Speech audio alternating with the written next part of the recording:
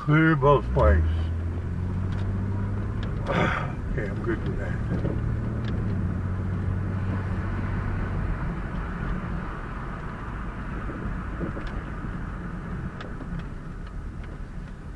I'll avoid that if I can.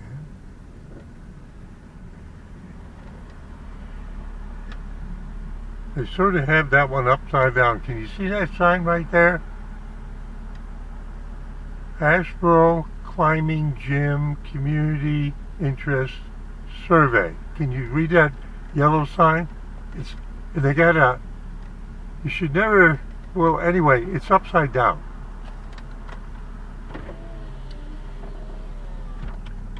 And when you put your phone on there, it takes $1 million out of your bank account. No, not really. This is Steve AV4O, just having fun. I was wondering what language that was in. I was trying so hard to read it. It's just upside down. Wonder how they do that. Oh, I got it. I understand what it is.